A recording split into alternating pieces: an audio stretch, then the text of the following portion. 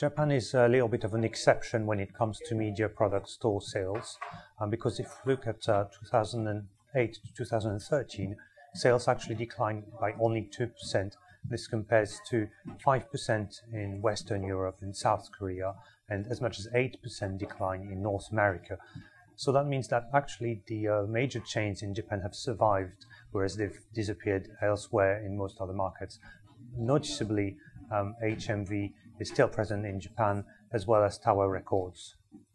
So despite these slightly more favorable conditions in Japan compared to other markets, the major retailers are still faced with challenging markets, and they need new concepts to make sure that their stores are still relevant to customers.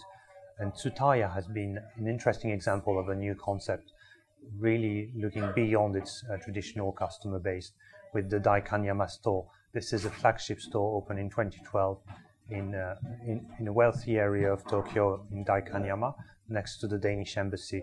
And this store, by first impression, is the architecture, which combines seamlessly the public space with the store itself and creates a meeting place outside the store with lots of seating areas around it and a kind of park-like atmosphere. So that's a perfect introduction for customers to then come to the store and see that they can spend more time in the store with lots of seating areas and an environment conducive to lingering in the store for a lot longer. The store is also noticeable for the depth of the choice of the products. In particular, in the transport section is a case in point. Lots of other products are also covered beyond books and CDs. That covers, for example, gifts such as T-shirts, and in the cookery section there's also a gift area for food products.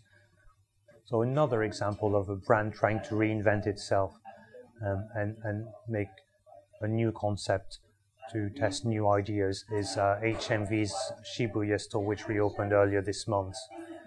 It focuses solely on second-hand products and mostly vinyl, which account for 60% of the store selling space, with CDs accounting for the remainder.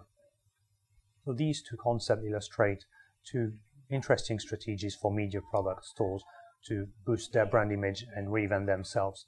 However, it remains to be seen whether they can broaden their customer target beyond their core customer base and particular customers over 50, and whether they can really attract a younger customer base. So that will remain challenging for them, but at the same time, having these store concepts will remain, with these store concepts, they will make sure that they remain relevant, at least in a few locations in the large cities.